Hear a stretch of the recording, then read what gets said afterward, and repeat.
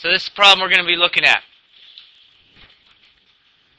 Charge of 5.5 nanocoulombs and a charge of 11 nanocoulombs separated by 88 centimeters. We want to find the equilibrium position. Where between the two can a negative 22 nanocoulomb charge sit and have no net force? Somewhere in between them. It's got to be somewhere in between them. So, we've got 5.5 nanocoulombs. We have 11 nanocoulombs. 88 centimeters.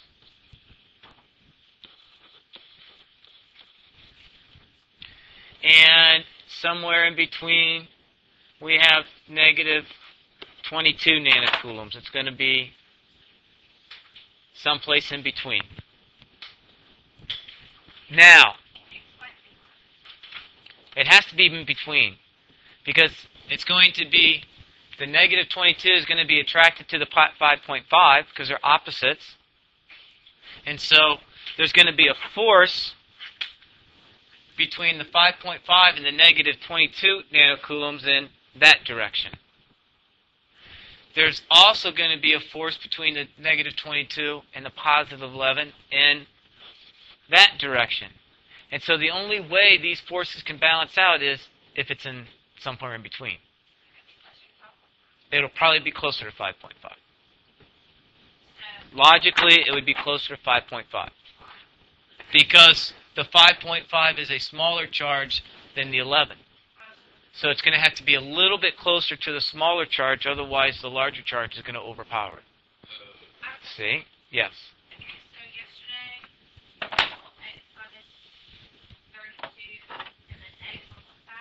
Hold on. You're way ahead of me. Let me get up to that point. Now, so I just went ahead and labeled these charges 1, 2, and 3 to kind of help me keep some things straight. And what we want the force between charges 1 and 2 to perfectly offset the force between charges 2 and 3. The force between 1 and 2 is going to be an attractive force. That's a negative force. The force between 2 and 3 is going to be an attractive force. That's a negative force. And you want these two equal to each other.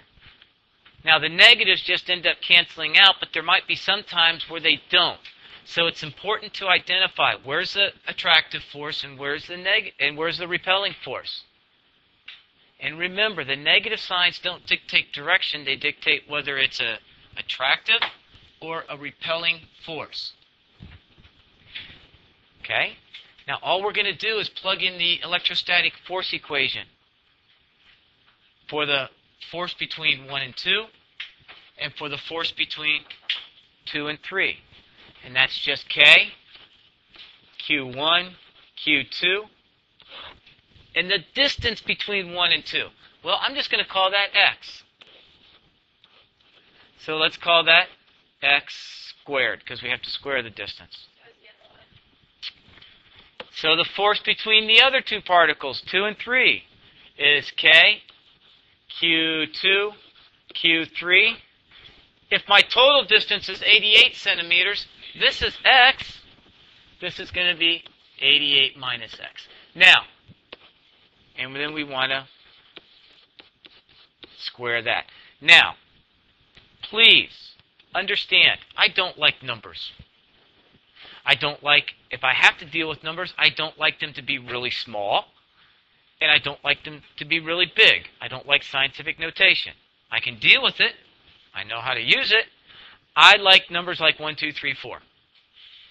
I don't like numbers like 1.23 times 10 to the minus 17th. They're a pain to deal with. So before I start slamming numbers in here, I'm going to simplify it. I'm going to get rid of the K because it cancels out of both sides of the equation. I'm going to get rid of the Q2 because it cancels out of both sides of the equation. I'm going to get rid of the fractions because something that I don't like just a little bit less than numbers are fractions. And so I'm going to cross multiply. And I'm going to get everything on a nice straight line where I have Q1 times 88 minus x squared is equal to Q3 times x squared.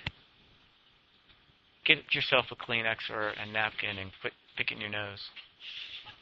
That's kind of gross. Do you need to go to the office, or is that something that just kind of happens when you get really excited about physics? Okay. Maybe that's why your hair's red. You know, redheads do tend to get a lot of nosebleeds. Now, that's okay. Now, here's where you need to give Stuart $1. Here's one thing that he suggested, and he said to me, why can't we take the square root of both sides? And I said, I misunderstood what you were saying. And I said, you certainly can. And so if you take the square root of both sides, you get rid of the x squared. Once you get rid of the x squared, you get rid of the quadratic formula. Once you get rid of the quadratic formula, you greatly simplify the solving process, and you get only one answer. What's the other one called for six? I'm sorry? Micro. Okay.